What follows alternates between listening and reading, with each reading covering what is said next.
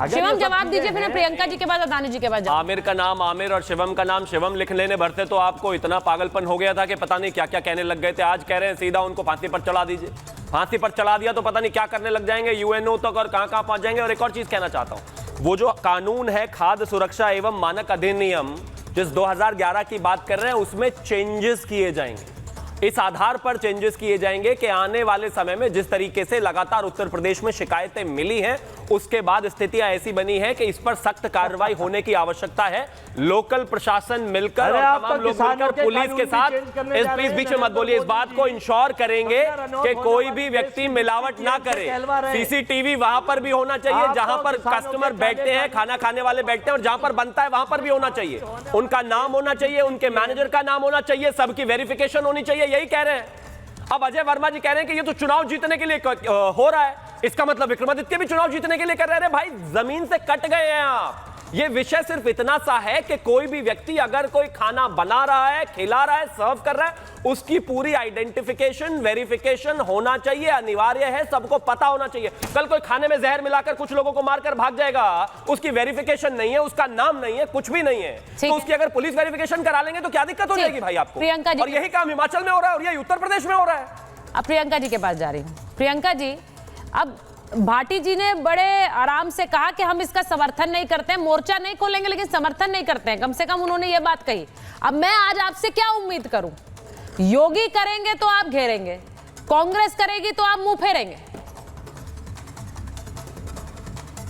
सुचारिता जी, ऐसा बिल्कुल भी नहीं है, क्योंकि मुझे जैसा कि लगता है ये एक तरह का वैसा ही नाजीवादी फैसला है जैसे जर्मनी में देखा गया था कि यहूदियों के आर्म्स में बैंड बनवाए गए थे ताकि उनकी पहचान हो सके, उनका बहिष्कार हो सके, उनके साथ डिस्क्रिमिनेशन हो सके। बिल्कुल उसी तरह का फैसला यहाँ भी लिया गया है। नाम में उपनाम का वजन लेकर चलने वाले लोगों को जातिगत जनगणना में जाति बताने में दिक्कत होती है, पर नाम लिखवाने की बड़ी सिफारिश कर रहे हैं। ये वही नेता लोग हैं ना जो दलितों के घर में जाते हैं, खाना खाते हैं, तो उसके बाद वो पूरे विश्व के बताते हैं देखो मैंने दलितों के घर में खाना खा के एहसान किया।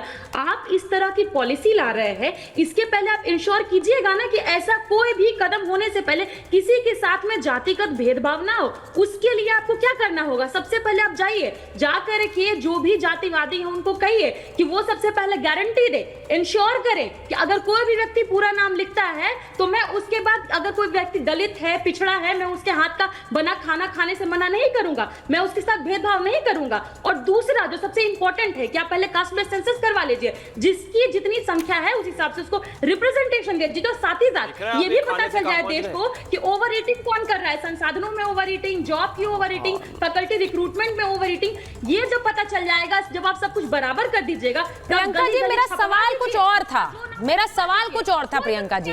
मैंने सिर्फ ये पूछा कि आपने योगी आदित्यनाथ को घेरा नेम प्लेट वाले फैसले पर, घेरा कि नहीं घेरा?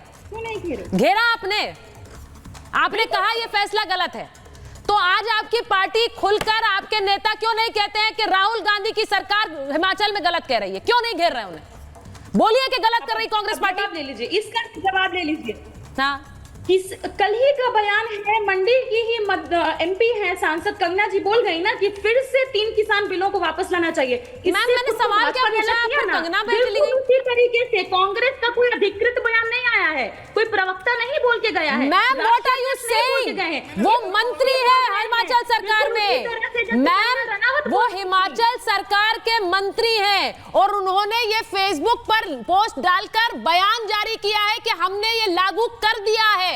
प्लीज अपडेट कीजिए जानकारी। वो मंत्री हैं, मंत्री का बयान सरकार का बयान होता है, पहली बात। दूसरी बात, उन्होंने बयान दिया है, बयान जारी किया है और उन्होंने कहा है कि उनकी सरकार ने इसे लागू कर दिया है।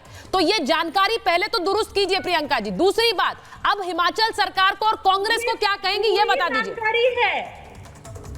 अब आपको इसके ऊपर पूरा डिटेल्ड इंफॉर्मेशन अगर चाहिए तो कांग्रेस के अधिकृत प्रवक्ता को बुलाइए और उनसे पूछिए। मेरे को आपने राजद प्रवक्ता की हैसियत से यहाँ पर बिठाया है। हाँ। मैं यहाँ पर होते हुए अपने पार्टी का स्टैंड रखूंगी, तो रखिए ना, मैं तो वही चाह रही हूँ कि नाजीवादी फैसलों का विरोध करने के लिए मैं यहाँ बैठी। तो नाजीवादी फैसला है ये, नाजीवादी फैसला है ये हिमाचल सरकार का।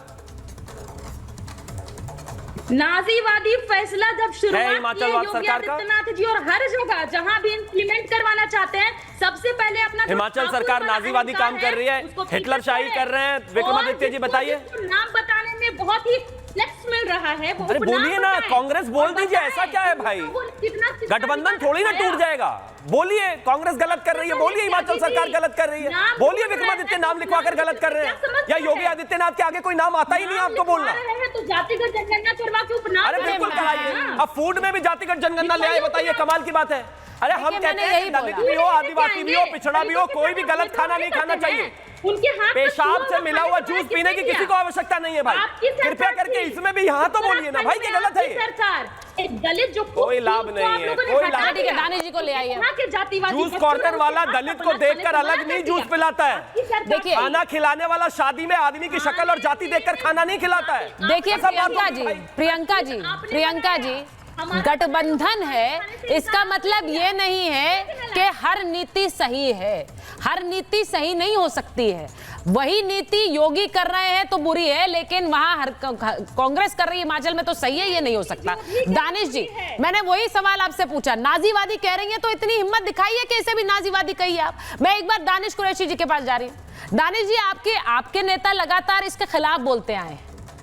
अब सीधी बात यह है कि हिमाचल में भी इसे लागू कर दिया गया, तो सीधा मतलब है कि ये कोई योगी सरकार एंटी मुस्लिम एजेंडा नहीं चला रही है। या तो कांग्रेस भी एंटी मुस्लिम है, या फिर यह भी हो सकता है कि सरकारें लोगों का हित और ध्यान रखकर ये फैसले ले रही है। देखिए, मैं आपको एक बात बताऊं, दरअसल भारतीय जनता पार्टी को तो जुम्मा 8 दिन हुए हैं, तो 80 के दशक के बाद शायद उसका जन्म हुआ है। लेकिन अगर इंडियन नेशनल कांग्रेस की बात की जाए तो इंडियन नेशनल कांग्रेस ने मुसलमानों को जिस तरीके से बदमख्ती पे पहुंचाया है, इसमें इनका नंबर तो बहुत बाद में लगता है। ये तो 80 के दशक के बाद के लोग हैं। 90 के बाद इन्होंने बाबरी मस्जिद ढाई और उसके बाद न जाने क्या क्या दंगे करे, ये करे। लेकिन ये सारे काम आजादी से पहले और सन 47 के बाद से तो कांग्रेस करती आई है, कोई नया काम नहीं कर रही। दरअसल दिक्कत ये है कि वो जो चीजें छोड़ के आई है उसमें बहुत ज्यादा सुपरसीड करके भारतीय जनता पार्टी को उन्होंने आगे किया। देखिए, मैं अभी फिर मैं ले जाऊंगा तो आप वहीं आके खड़े रहेंगे। आप जाके चले जाइए बाबरी मस्जिद की पूरी लीगल मैटर को, उसमें देखिए, पहले तो सबसे पहले उसमें इतने बड़े एडवोकेट कपिल सिब्बल साहब जो थे वो एज एन एडवोकेट रिप्रेजेंट हुए, ठीक है। पहले तो वो पर्सनल लेवल पे ही लड़ रहे थे, लेकिन बाद में उन्होंने विड्रॉ बैक कर दिया, तो एक झटका दे दिया मुसलमानों को, तब भी समझ में नहीं आया। उसके बाद बी टीम सी टीम के आरोप बैरिस्टर सदुद्दीन ओवैसी साहब पे हम लोगों पर लगाते रहे, उसके बावजूद भी समझ में नहीं आया। अब ये संजौली वाला पूरा मामला आपके सामने आया, हमने देखा क्या हुआ। हम ये भी देख रहे हैं कि जिस तरीके से संजौली वाली पूरा जो स्ट्रक्चर है, उसके पीछे भी दूसरा स्ट्रक्चर है, उस पर कोई कार्रवाई नहीं हुई। उसके आगे भी एक स्ट्रक्चर है, उस पर कोई कार्रवाई नहीं। और उसके बाद अभी तक ये जो तुम्हारे मुख्यमंत्री और कैबिनेट मंत्री है, इनके खिलाफ भी कोई कार्रवाई नहीं हुई। तो इनसे बहुत ज्यादा उम्मीद करना, मैं तो पहले आप ये कह रहे हैं कि कांग्रेस भी एंटी मुस्लिम है, चट्टे बट्टे हैं इसमें, एक थाली के चट्टे बट्टे।